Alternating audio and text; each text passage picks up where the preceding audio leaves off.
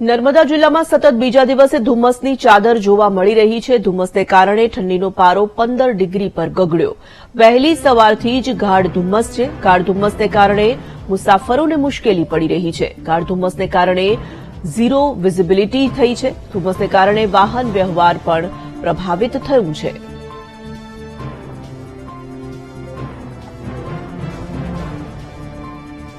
ગાઢ ધુમ્મસ જોવા મળી રહ્યું છે નર્મદામાં. ગઈકાલે પણ આ જ પ્રકારના દ્રશ્યો નર્મદાથી સામે આવ્યા હતા.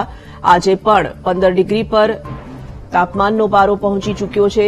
ઝીરો વિઝિબિલિટી થઈ ચૂકી છે અને તેના કારણે વાહન વ્યવહાર પણ પ્રભાવિત થઈ રહ્યું છે. ગાઢ ધુમ્મસની ચાદર આખા જિલ્લામાં જોવા મળી રહી છે.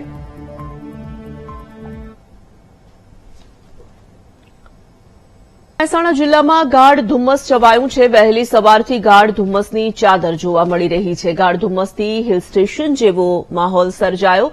ઠંડીમાં પણ આંશિક વધારો જોવા મળ્યો છે. ધુમ્મસને કારણે વાહન ચાલકોની પરેશાનીમાં પણ વધારો થયો.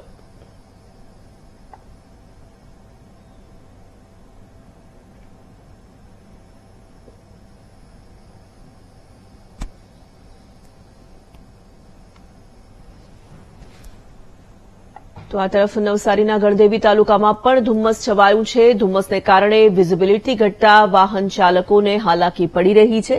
ગાઢ ધુમ્મસ થતાં શાકભાજી પકવતા ખેડૂતોની ચિંતામાં પણ વધારો થયો. ખેડૂતોના પાકમાં ફૂગજન્ય રોગ વધવાની શક્યતાઓ વ્યક્ત કરાઈ રહી છે.